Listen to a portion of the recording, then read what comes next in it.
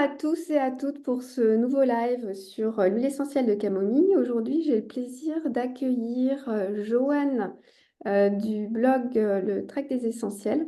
On a choisi de vous parler de la camomille noble aujourd'hui et de deux petits producteurs. Donc, je vous propose tout de suite, on vous a fait une petite présentation, donc je vous propose de rentrer tout de suite dans le vif du sujet. Et si vous avez des questions, n'hésitez pas à les laisser dans les chats, le commentaire. Et on vous mettra toutes les références aussi dans les commentaires. C'est parti. Hop, diaporama. Donc, pour ceux qui ne nous connaissent pas, voici donc Joanne, qui est une passionnée de phytoaromathérapie, une passionnée de plantes et une passionnée d'humains, et qui parcourt la France et voire le monde entier pour découvrir les hommes qu'il y a derrière et les histoires d'hommes qu'il y a derrière les plantes, les distillations, les productions d'huile essentielle. Donc son blog s'appelle Le Trek des Essentiels de la Terre au flacon, histoire d'hommes et de plantes. Et elle écrit de très beaux et longs articles sur les huiles, les distillateurs, les producteurs. Vous en avez un particulièrement, bien sûr, sur l'huile essentielle de camomille noble que je vous invite à aller découvrir. Et pour ceux qui ne me connaissent pas, donc je suis Anne-Laure Chaffrelot, naturopathe spécialisée en aromathérapie depuis plus de 10 ans, naturopathe depuis 20 ans. Euh, j'ai un site et un organisme de formation qui s'appelle Vocation Aroma, où vous trouverez différentes formations, notamment en olfactoreliance, en aroma-oncologie. Et j'ai écrit des livres, notamment l'aromathérapie pour les soignants, pour accompagner les soignants, les professionnels de santé à utiliser les huiles auprès des patients. Donc aujourd'hui, on va vous parler de la camomille noble ou la camomille romaine, de sa botanique et aussi bien sûr de ses propriétés et indications thérapeutiques, hémotypes, ses propriétés et indications psycho-émotionnelles en olfacto. Et ensuite, on vous parlera de deux producteurs, Aubance Essentiel et La Fabrique Végétale. À toi, Joanne. Merci Anne-Laure. Oui, effectivement. Alors, la camomille peut prêter à confusion. C'est pour ça que je voulais déjà commencer à vous les présenter rapidement pour faire le distinguo entre chacune. Donc, vous avez à gauche une illustration de la camomille matricaire ou camomille allemande, dont le nom latin est Matricaria recutita. Au milieu, vous avez une représentation de la camomille noble ou romaine, de son nom latin Chamaemelum nobile. Et à droite, vous avez la grande camomille de son nom latin Tanacetum parthenium. Alors, pour pouvoir les distinguer, notamment la matricaire et la noble, il faut regarder la tige. Donc, si vous voyez effectivement la matricaire à gauche, vous voyez qu'elle s'élève depuis une seule tige, alors que sa cousine, la noble, à droite, a plusieurs tiges qui partent d'un seul nœud. Donc, les camomilles sont des plantes vivaces, entre 10 et 30 cm. Leur port est plutôt rampant, sauf au moment de la floraison, qui aura lieu entre juin et septembre. Et à ce moment-là, leurs tiges florales s'élèveront alors vers le ciel. Leurs feuilles sont finement divisées, sauf celle de la grande camomille, qui a des lobes plus larges. Et pour celles et ceux qui connaissent l'aromathérapie, donc les deux huiles de matricaire et de camomille noble sont bien différentes. Leur composition n'a rien à voir. La matricaire est plutôt composée de chamazulène, et donc ce qui en fait une huile très utile pour tout ce qui est allergie. Mais néanmoins, c'est une huile très fragile puisqu'elle est très oxydable. Ce sont des molécules très oxydables. Et la camomille noble, quant à elle, est plutôt composée d'ester, ce qui en fait une huile grandement calmante. Voilà un peu pour le petit tour d'horizon, juste pour au moins recadrer les choses. Tu peux changer la slide, Anne-Laure, s'il te plaît. Donc, les camomilles sont de la famille des Astéracées. Et la camomille noble, maintenant, si on focalise sur elle, il faut savoir qu'il y a deux types de camomille noble. Il y a l'espèce sauvage qui est reproductible naturellement par graines. Donc, c'est celle qu'on voit souvent au bord des chemins, qui a son cœur jaune entouré de sa ligne de pétales blancs, qui ressemble un peu à une marguerite. Donc, botaniquement parlant, il est plus correct de parler d'une seule rangée de ligules. Donc, c'est l'ensemble de pétales qui sont soudés entre eux à la périphérie du capitule. C'est pour ça qu'on l'appelle une simple fleur. Donc, quand on la cueille et qu'on la froisse, son arôme va être plutôt frais, vert, profond et assez rustique. Et elle a aussi des petites notes de pomme. Et c'est pour ça qu'étymologiquement parlant, son nom grec, caméléum, veut dire pomme à terre. Donc voilà, donc ça certainement c'est celle que vous aurez vue lors de vos balades dans la campagne, c'est celle qu'on voit plus facilement. Donc tu peux passer à la prochaine. Donc alors celle-ci c'est le deuxième type de camomille romaine, c'est le cultivar en fait qui est le plus populaire aujourd'hui. Donc vous voyez que son inflorescence est quasiment composée de fleurs ligulées très blanches, ce qui crée comme un petit pompon blanc. Donc, il y a quasiment une absence totale d'un cœur jaune, des fleurs jaunes fertiles du milieu. Donc, c'est important de dire que ce cultivar est stérile et il doit être multiplié par la division des touffes.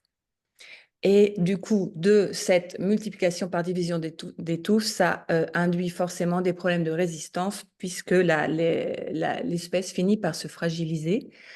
Néanmoins, elle est très, très, très odorante et c'est elle qu'on utilise pour la production de l'huile essentielle de camomille noble. Donc, en général, elle est composée d'environ 80% d'ester, notamment des angélates, un peu de cétone, une pointe de cétone et des monoterpènes et monoterpénols. Alors, je voudrais simplement aussi ajouter, si ça vous intéresse, de creuser le sujet, mais je ne les ai pas sentis, mais il y a un producteur qui s'appelle Lavande et Compagnie qui a distillé les deux huiles, donc la simple et la double. Et au niveau de la simple, il s'avère que la concentration en huile essentielle est beaucoup plus faible que la double et elle contient beaucoup moins d'ester et beaucoup plus de monoterpènes. Donc, on restera toujours pour une utilisation en thérapeutique sur une huile essentielle distillée de la double, donc de ce pompon blanc. Voilà, donc on peut passer à la prochaine slide. Donc, alors, l'Anjou, il faut savoir que c'est la terre de l'or blanc, ce qu'on appelle l'or blanc ou encore la Dame d'Anjou. Je vais y revenir tout à l'heure. Mais déjà, je voulais vous parler de l'habitat et de la distribution géographique de la camomille. Donc, comme son nom l'indique, camomille romaine, elle ne vient pas d'Italie. Elle est plutôt originaire de l'Europe de l'Ouest, donc dans une ligne qui constituerait plutôt de l'Espagne jusqu'à l'Angleterre. Et en France, vous voyez donc son aire de répartition qui est plutôt d'une ligne Amiens, Dijon, Toulouse. Donc, elle a une grande affinité atlantique et elle s'épanouit plutôt sur ce type de climat, même si on peut la trouver encore localement en climat méridional. Mais en fait, elle a pris ce nom de romaine puisqu'elle aurait été retrouvée dans des jardins romains autour des années 1500 sous sa forme de pompon. Mais ça, je ne suis pas certaine de cette information-là. Je vous la livre tout de même si vous voulez faire vos propres recherches. Donc en France, on la trouve principalement sur des sols siliceux, sablonneux, acétacés et plutôt humides, jusqu'à 600 mètres d'altitude. Elle a un port plutôt couché, elle tapisse le sol, là où on la trouve, là où elle abonde, elle est sensible à la compétition, notamment pour la lumière. C'est pour ça qu'on la trouve en général dans des milieux qui sont ras et exposés, où les autres espèces se développent plus difficilement, donc sur des bords de berges, des pelouses tondues ou piétinées ou en bord de chemin, par exemple. Euh, alors, elle a son petit nom d'or blanc parce qu'effectivement, d'or blanc ou dame de l'Anjou, parce que c'est un marqueur local en fait pour le Maine-et-Loire. C'est ce qui a fait sa renommée. Et je tiens à préciser aussi qu'en Maine-et-Loire, on trouve trois dames en fait. Il n'y a pas que la dame d'Anjou, la camomille, mais il y a aussi la rose de Provins et la fameuse menthe poivrée. Et donc, cette camomille est cultivée sur près de 300 hectares en Anjou. Donc, c'est une superficie assez importante pour la filière, mais largement insuffisante par rapport à la demande du marché actuel. Il faut savoir aussi que le cultivar du pompon a commencé à être cultivé dans la région de Chemillé en Anjou. Et puis ensuite, il s'est, comment dire, répandu à d'autres régions productrices. Ça, ce sont des informations de 2023, pardon. Donc, il y a eu une baisse depuis des superficies cultivées qui a été observée entre 2017 et 2021. Et le nombre d'exploitants a, lui, en revanche, augmenté ces 5 dernières années. Mais malheureusement, la camomille commence à avoir, en tout cas française, commence à avoir de la concurrence, selon une étude de France Agrimaire de 2021. Et ça fait vaciller là, un peu la filière française depuis les dernières années. Et puis face à la concurrence, il y a aussi les difficultés des performances agronomiques de cette camomille, puisque ses rendements diminuent, la sécheresse, aussi les épisodes de sécheresse sont difficiles à supporter pour cette plante qui supporte mal le manque d'eau. Et puis sa perte de stabilité génétique du clone, puisque, comme je vous disais tout à l'heure, il est reproduit par division des touffes. Donc, au final, l'espèce ne se renforce pas automatiquement, en fait. Donc, il faut faut vraiment avoir à l'esprit que c'est une plante vraiment très, très fragile. Voilà, donc un peu pour ce petit tour d'horizon de sa terre d'origine, en fait. Maintenant, je vais te passer la parole, Anne-Laure, puisque c'est toi qui vas nous présenter les indications de cette petite Oui. abeille. Donc, l'huile essentielle de camomille noble, comme vous le savez sûrement, donc son chémotype, c'est l'angélate d'isobutyle. Dans les normes, il faut qu'il y en ait à peu près 30, minimum 30% jusqu'à 45%. Dans les deux producteurs qu'on avait, c'était tout à fait, voilà, ils étaient tout à fait dans les normes. Dans ses propriétés physiques, vous l'utilisez déjà sûrement pour libérer les tensions nerveuses et toutes les crispations physiques. C'est vraiment une bonne huile à la fois sédative, antispasmodique, qu'on va utiliser aussi bien pour des douleurs spasmodiques que pour les anxiétés, les stress ou préparer au sommeil, qu'on va aussi utilisé dans les cas de préparation pré-anesthésie. Je la conseille souvent dans ce cas-là, quand il y a des angoisses avant les opérations et le jour J et juste avant. Donc c'est une très belle anxiolytique, une très belle antalgique qui va aussi avoir une action anti-inflammatoire et antiprurigineuse cutanée. On peut l'utiliser aussi bien sur des douleurs dentaires que sur des... Bon, je vous en reparlerai, mais que sur voilà, des douleurs au niveau de l'estomac.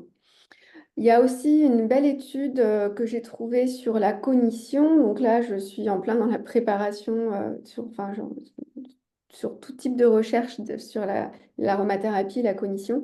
Et donc, il y a une étude sur 80 volontaires en bonne santé qui a été faite par Moss et d'autres chercheurs en 2006 sur la camomille noble et donc les effets sur la cognition. Et il a été vraiment trouvé que les conditions de la qualité globale de la mémoire sont améliorées, ainsi que la mémoire à long terme et la précision de l'attention. Donc souvent, on part sur le romarin, le citron, la lavande, mais en cas de grand stress, sachez que la camomille noble, elle est aussi très utile pour améliorer la mémoire. Dans les utilisations courantes, il y a bien sûr donc les fameux synergies pour dormir ou pour préparer une anesthésie. Donc soit on l'utilise seul, soit on peut la mélanger. L'odeur parfois est perçue comme désagréable avec une petite odeur de colle. Donc ça peut être intéressant de la mélanger à de la lavande, à du petit grain ou à un agrume comme de l'orange ou de la mandarine si on est dans le sens sédatif. Et puis, pour toutes les douleurs digestives, que ce soit pour des nourrissons au niveau des colites euh, ou des douleurs spasmées pour ou des grands stressés ou des syndromes du côlon irritable, on peut l'utiliser dans un mélange, par exemple, avec l'estragon ou le basilic pour le ventre. Et puis pour les douleurs dentaires, on peut le mettre en extérieur sur la joue. Donc là, il faut faire bien attention aux dilutions, au mélange, bien sûr, selon l'âge de la personne à qui vous le proposez et la localisation. Mais elle est intéressante aussi pour calmer ces douleurs dentaires. Et là, dans ces cas-là, on appliquera bien à l'extérieur sur le visage. Et j'ai aussi eu des retours pour des personnes avec des douleurs métastasiques. Donc là, c'est en application sur le corps. Ce n'est pas forcément des gros pourcentages. On peut rester sur du 3% parce qu'elle a cette action aussi sédative nerveuse qui va euh, s'ajouter aux actions antidouleurs. C'est une grande huile aussi pour moi de l'estomac, c'est-à-dire des douleurs de l'estomac, un estomac qui va produire de l'acidité à cause d'un stress, que ce soit vraiment d'origine, on va dire, physique ou aussi d'origine émotionnelle. Et elle va vraiment apaiser toutes les aigreurs qui sont liées, voilà, à différentes formes de stress. On peut bien sûr la rajouter dans un mélange cutané pour des démangeaisons ou pour aussi du psoriasis. Là, elle va être intéressante à la fois pour son effet au niveau cutané et nerveux, puisqu'on sait que le psoriasis, c'est une association un peu des... Le stress fait flamber donc la pathologie cutanée et le psoriasis. Et c'est une huile qui n'a pas de contre-indication, qu'on peut utiliser sur des enfants, même des tout petits. La seule contre-indication qu'elle a, c'est qu'elle est un peu onéreuse. Au niveau psycho-émotionnel, c'est vraiment une huile qui favorise la digestion émotionnelle des frustrations et des colères rentrées. Donc souvent on dit que c'est l'huile des ronchons, de ceux qui n'arrivent pas à exprimer justement ces colères, ces frustrations. Et elle va vraiment, quand on la respire en olfacto, envelopper de douceur.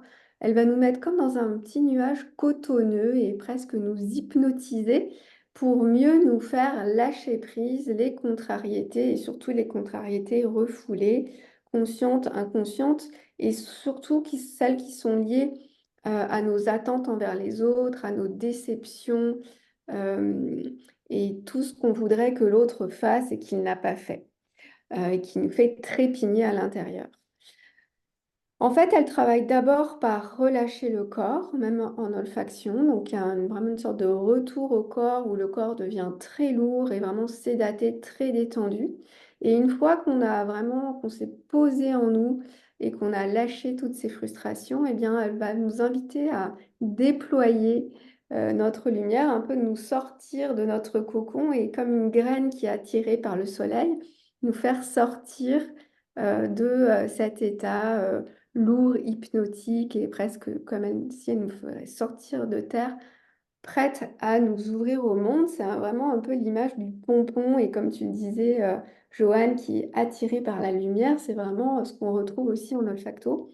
Et elle est très intéressante pour les cauchemars des enfants, les monstres sous le lit et tout ce qui en fait est trop n'est pas exprimé en fait par les tout petits.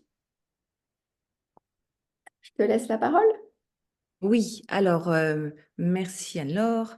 Donc, alors le premier producteur qu'on voulait vous présenter s'appelle Aubance Essentiel et le projet est donc situé en Anjou. Donc, vous voyez sur la première photo les deux associés qui sont des amis, Frédéric Bourrasso et Yann Jeannetot. Ils ont donc commencé leur projet en rachetant une parcelle il y a 8 ans environ, une parcelle de 3,5 hectares qu'ils ont commencé à cultiver. Donc, c'est un grand, grand champ que j'ai eu la chance de voir il y a environ 3 ans, je crois. Donc, c'est un champ magnifique qui est aujourd'hui cultivé selon les règles de l'agroforesterie. Donc, bon, j'imagine que vous savez ce que c'est. C'est le fait d'associer des arbres avec des cultures qui a pour avantage considérable d'améliorer la qualité du sol, puisque ça permet de fixer l'azote, de capter le carbone, de retenir l'humidité, donc la fraîcheur. Alors, l'idée des amis ici présents sur cette photo, c'était de diversifier les cultures et d'éviter la monoculture. Donc, au niveau des arbres, ils ont commencé à planter des espèces locales, donc qui seraient plutôt, bon, qui serviraient comme de bois d'œuvre, mais aussi des arbres fruitiers, dont des variétés anciennes, des tilleuls, des merisiers, des aulnes, de l'orme, etc. Ils ont replanté les haies qui avaient été arrachées. Ils n'utilisent pas d'essence exotique. Et ils ont noté que, en procédant de la sorte, ils n'avaient aucun problème de ravageurs sur leur parcelle. Donc, évidemment, ils procèdent au paillage, ils utilisent les résidus des distillations, Ils utilisent aussi les reliquats de ce que leurs amis élagueurs peuvent leur ramener comme produits de récolte qu'ils vont composter pour aussi répandre sur le sol. Ils n'utilisent aucune bâche plastique et laissent partir en fleurs certaines parcelles pour leurs amis, enfin nos amis les abeilles. Alors, ils pratiquent le désherbage manuel majoritairement. Ils n'utilisent aucun traitement bio. Donc, ils disent que cela prend du temps, mais que ça en vaut la chandelle. Voilà, donc ils sont vraiment auprès de leurs plantes tous les jours, peu importe le temps qu'il fait. Je tiens à préciser que Frédéric est pharmacien de formation, donc il continue enfin, il continue comment dire, à exercer sa profession de pharmacien en temps partiel, donc le matin, et comme ça lui permet l'après-midi de se dédier au projet Aubance. Donc dès qu'il peut, il va voir, il s'échappe dans ses champs. Donc, ils utilisent l'eau avec précaution et parcimonie. Ils ont accès à une nappe phréatique 15 mètres sous le champ, mais ils essaient de limiter leur utilisation de celle-ci. Donc, ils n'utilisent que très peu d'irrigation, très ponctuellement un système de goutte à goutte, selon le niveau de sécheresse. Mais ils essaient plutôt d'installer des systèmes de récupération de l'eau de pluie. Pour cela, ils utilisent des cuves. Et ils disent qu'un modèle de toute irrigation irait à l'encontre de leur philosophie. Voilà. Donc, vous Et voyez sur... Ouais. du coup les bandes de fleurs là, de bleuets qu'on voit, c'est vraiment côte à côte. Il y a d'un côté la camomille, d'un côté le bleuet, et les arbres sont au milieu de tout ça. Et j'imagine que donc eux, si j'ai bien compris, ils changent leurs plants tous les ans. Il y avait des producteurs qui renouvelaient chaque année leurs plants de camomille. Ah oui, oui, dans ce sens-là. Bah, écoute, il m'en a pas parlé, c'est vrai que je n'ai pas posé la question. Je sais juste que dernièrement, du coup, j'allais y venir après. Sur ce champ que vous voyez et dont vous voyez les photos, ils n'y ont plus cultivé la camomille justement parce que c'est un champ qui peut être trop sec. Donc, ils ont déménagé leur camomille sur une parcelle de Yann, qui est une parcelle chez lui, en fait, sur son propre terrain, où c'est beaucoup plus humide et donc les conditions de culture sont plus adéquates pour la camomille.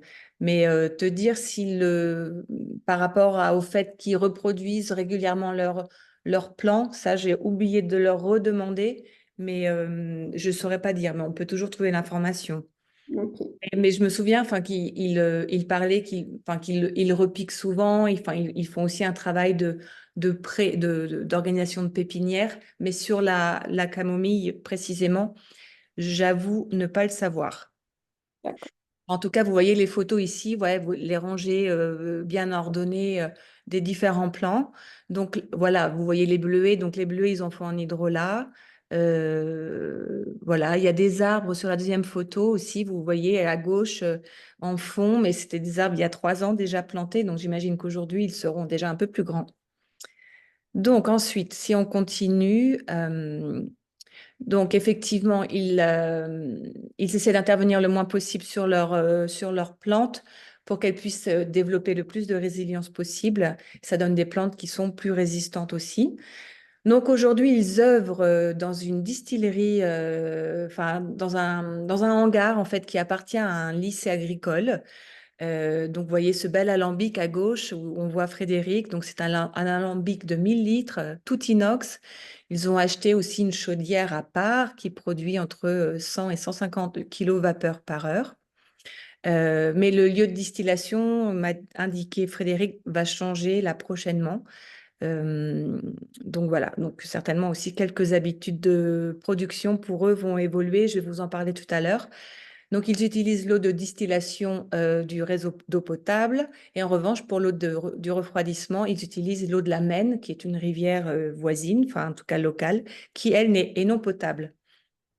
Donc, leurs huiles essentielles sont biologiques et c'est les seuls qui proposent en vente directe des huiles essentielles locales en vente directe.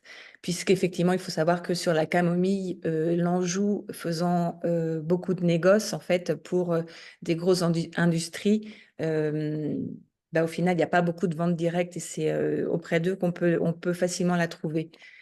Et puis, alors, petite précision, si vous êtes intéressé d'acheter les huiles d'Aubance, alors je vous donnerai le mail où vous pourrez les contacter directement, puisque leur site internet n'est pas actif et qu'ils font tout petit à petit. Et aujourd'hui, on les retrouve dans un réseau local en Maine-et-Loire, mais ils ne sont pas distribués sur toute la France. Donc, si ça vous intéresse, il faut les contacter directement. Ils vous enverront une bonne commande. Voilà. Donc, leur gamme d'huile essentielle est assez, pas mal étoffée, je dirais, avec des plantes qu'on connaît bien. Donc, ils font la camomille, la menthe poivrée, le thym tijanol, le thym thymol, romarin verbenone, romarin cinéole, l'immortelle, la lavande, le géranium, comme vous voyez là, vous voyez une rangée de géranium à droite, et puis le laurier noble qu'ils ont commencé à faire sur des récupérations de coupes de leurs amis élagueurs. Et puis, alors, ils proposent des hydrolats et ils insistent sur le fait que c'est vraiment une production artisanale puisqu'ils font une cuve par plante par an. Voilà, donc on ne peut pas faire plus petite production que ça.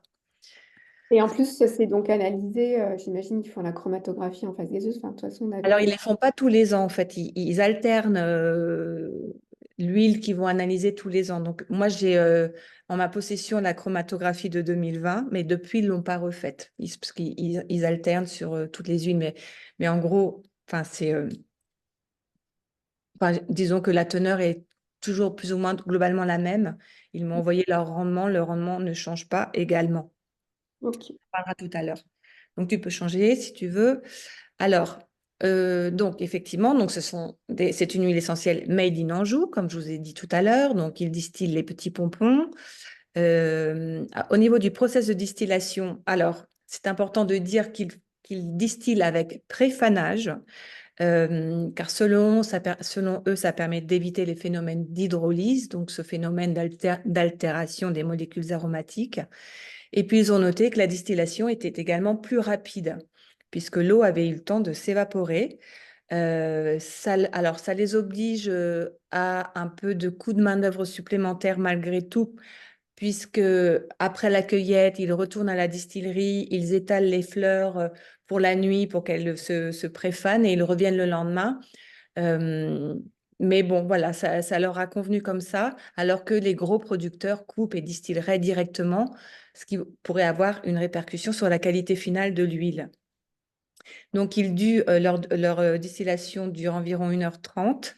Et puis, dans la chromatographie 2020, ils obtiennent 31% d'angélate d'isobutyl, ce qui est dans les normes, je ne sais pas comment elles s'appellent, enfin les normes AFNOR. Non, je ne sais pas, des normes, comment elles s'appellent, AFNOR. Enfin, les normes requises, voilà. Au niveau du rendement, alors, en gros, il cueille 200 kilos, enfin, il faut 200 kilos pour remplir une cuve. Donc, il récolte les sommités fleuries, donc pompons et feuilles.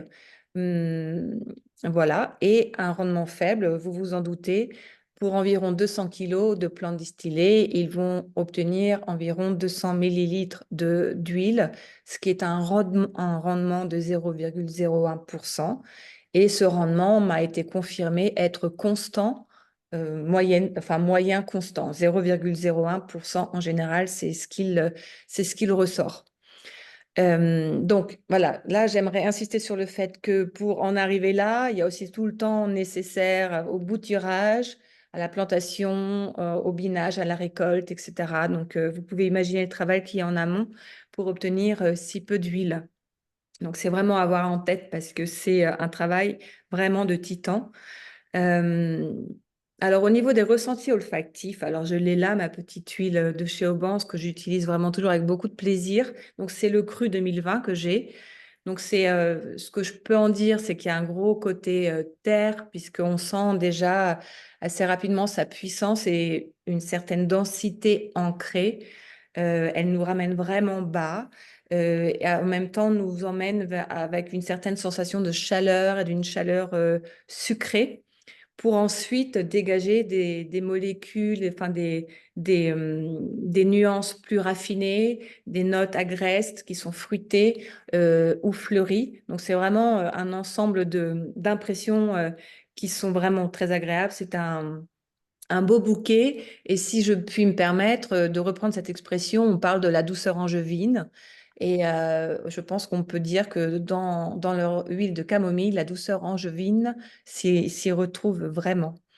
Et donc voilà ce que je peux en dire. Enfin, en tout cas, je vous invite à la découvrir si ça vous intéresse. Alors, ce qu'en dit Aubance de leur huile. Donc, ils utilisent, comme je vous disais, ils font du préfanage avant la distillation parce que c'était le lieu de la distillation qui leur permettait de faire ainsi, puisque Frédéric habitait juste à côté du lieu de distillation. Donc, ils pouvaient y retourner, déposer les plantes et revenir le lendemain. C'était faisable.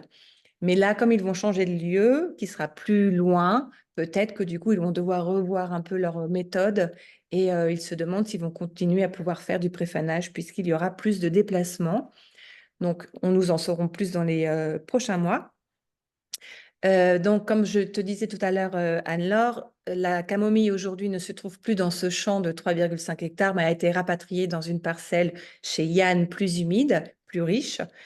Et alors, ils ont noté que la camomille s'y développe mieux, qu'elle est plus belle, qu'elle a plus de feuilles, qu'elle est plus touffue, que sa floraison est plus tardive, mais moins dense, puisque finalement, elle aurait peut-être moins d'adversité face à elle, puisqu'elle se trouverait dans toutes les bonnes conditions, puisque dans un champ où il faut qu'elle combatte pour survivre, elle sort sa floraison plus vite, donc peut-être produit moins de feuilles aussi.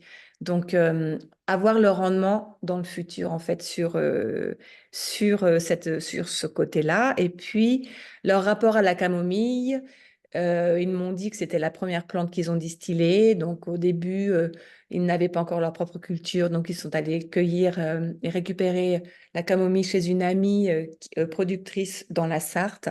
Ils ont ramené la camomille dans leur camionnette. Donc, déjà, ils étaient un peu dans les vapeurs de camomille et que ça a été pour eux vraiment une belle découverte et que c'est toujours un grand bonheur pour eux de distiller la camomille et surtout de la couper. Et parce que déjà, dès la coupe, l'envoûtement commence, en fait. Voilà, déjà ce qu'ils ont pu me dire sur leur rapport à leur camomille.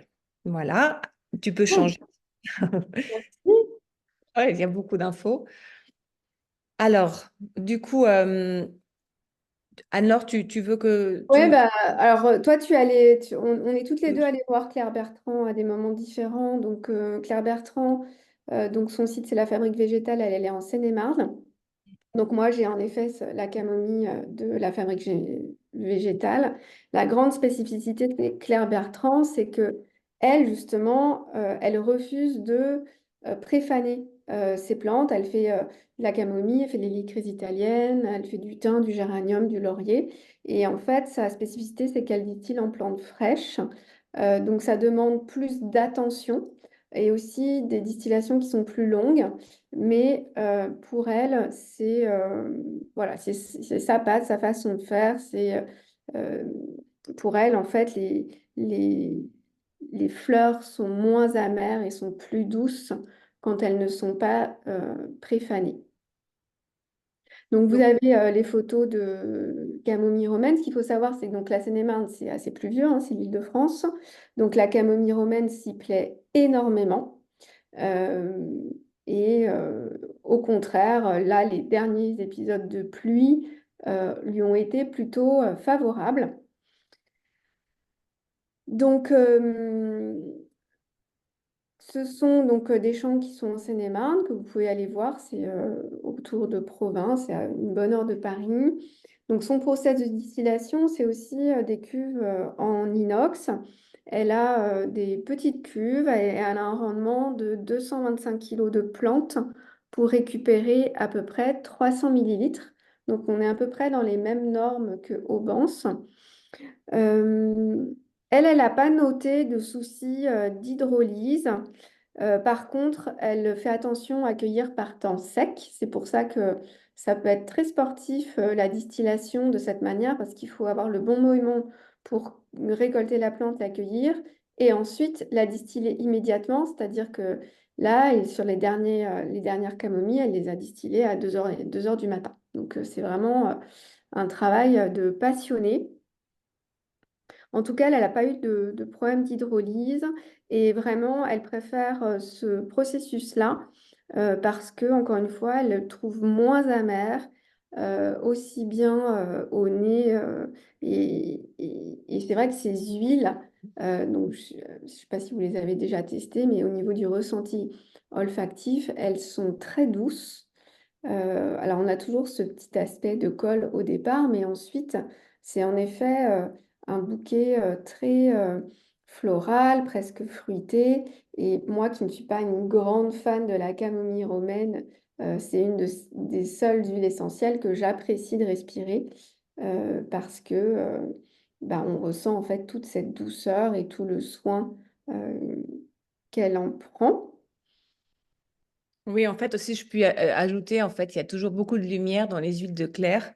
Et en fait, c'est toute la lumière que Claire elle-même dégage. On peut dire ça aussi, parce que Oui, c'est c'est... vrai que c'est une personne très lumineuse, Ouais. passionnée. C'est une biologiste aussi de formation. Donc, elle est très précise en fait dans sa façon de faire et elle fait aussi des très très beaux hydrolats qu'elle va microfiltrer 3 fois. Claire, elle travaille aussi avec les hôpitaux, donc elle vend les hydrolats dans certains hôpitaux. Euh, Elle, donc elle avait bien précisé que justement, elle ne replantait pas sa camomille, que donc ses plants, elle les gardait d'une année sur l'autre. Et pour elle, il y a aussi une histoire de durée de plantation. Moi, je trouve son rendement, il est quand même pas mal par rapport à ce que tu nous annonçais. Enfin, elle fait 300 millilitres pour 225 kilos. Euh, Voilà ce que je Et peux je vous dire. En tout cas, c'est à découvrir. Par rapport à la fabrique végétale, donc hors camomille, elle a aussi un très très bel hydrolat de géranium qui vraiment ressemble à un hydrolat de rose magnifié. Donc, ouais, de très belles huiles essentielles, une très belle personne et de très beaux hydrolats également. Ouais, Tu c'est voulais clair. rajouter quelque chose? J'ai Euh, oublié des trucs. Ben, en fait, oui, elle t'a dit, il me semble qu'aussi elle a eu une baisse de rendement en 2023, qu'elle ne s'est pas attribuée, alors soit à la sécheresse ou au fait justement que ses plants de camomille commencent peut-être à devenir un peu vieux. Donc, elle nous remercie aussi de lui avoir posé des questions parce que ça lui permet du coup de remettre, Réfléchir. ouais, de réfléchir à des processus de production qu'elle pourrait changer, en fait, parce qu'ils ont peut-être trop le nez dans le guidon des fois. Donc, c'est vrai que quand on Ouais. vient avec des questions précises, ça les aide à prendre conscience de certaines choses au final. Donc là, ils ne peuvent pas encore comparer les rendements puisque la distillation elle aura lieu fin juillet. Donc on n'a pas encore voilà, les derniers chiffres de cette année, mais c'est vrai que l'année dernière, elle a fait très chaud. Cette année, c'est très pluvieux. Donc ça risque d'être favorable à la camomille romaine et au rendement finalement. Ouais.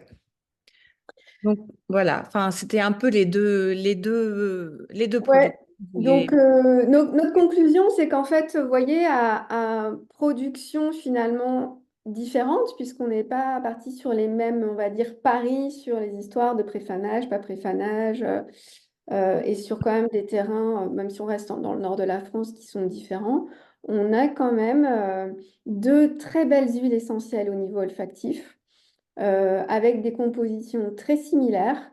Euh, Moi, ce que je retiens, c'est que quand on fait attention, quand on écoute les besoins de la plante, finalement, et quand on est présent aussi à la distillation et qu'on va au bout de la distillation, j'ai oublié de le dire, Claire, sa distillation, elle dure plus de 3 heures. Et donc, eh bien, dans des distillations abouties, on va vraiment avoir toutes les molécules de l'huile essentielle qui en font un totem où vraiment on va pouvoir trouver les propriétés anti-inflammatoires au niveau cutané, notamment de cette huile essentielle de camomille et avoir ces bouquets au niveau olfactif et pouvoir faire ce travail olfactif euh, que, qui nécessite d'avoir des huiles de qualité quand on les respire. Donc, je vais arrêter le partage. Si vous avez des questions dans le chat, ça sera avec plaisir. En tout cas, merci d'être avec nous aujourd'hui. J'espère que ça vous a apporté, en tout cas, et que ça vous a éclairé sur certaines choses. Si vous avez des questions, n'hésitez pas. Je vais regarder dans le C'est toujours chat. important de savoir d'où proviennent les huiles et dans la mesure du possible, je dirais que c'est important. Enfin, c'est toujours intéressant de pouvoir contacter le producteur si c'est possible, de savoir un peu quelles sont les conditions de culture ou les conditions de distillation, parce que c'est de plus en plus important d'acheter de la qualité, d'être conscient de cette qualité, puisqu'on trouve aussi sur le marché de plus en plus d'huiles frelatées et adultérées. Donc, il faut être très précautionneux par rapport aux huiles qu'on achète aujourd'hui. Savoir aussi que derrière, il y a des histoires d'hommes et de femmes, du coup, qui œuvrent pour nous proposer ces beaux produits. Donc, c'est précieux. C'est précieux et souvent, c'est pas beaucoup plus cher de passer en direct et d'acheter. Quand on est passionné d'aromathérapie, d'huile essentielle, il y a un moment, c'est vraiment intéressant d'aller chez les petits producteurs, avoir des huiles de terroir. Et c'est pas beaucoup plus cher et vous allez vraiment y gagner en qualité, notamment si vous travaillez en olfaction, en psycho-émotionnel, en effet auprès des patients au niveau olfactif. Je vois qu'il n'y a pas vraiment de questions, donc ce que je vous propose, c'est de s'arrêter là. Si vous avez des questions, eh bien, on y répondra aussi dans les commentaires pour ceux qui nous Et, regardent. je vous ai mis dans le chat éventuellement le mail d'Aubance, hein, si vous souhaitez les contacter. On Voilà. remettra les coordonnées dans les commentaires. Oui, oui, tout à Euh, fait. et puis, bah, je vous souhaite une très belle journée. Merci. Ouais, ça fait plaisir de voir les copines aussi. Au Merci. revoir. Bonne journée. Au revoir.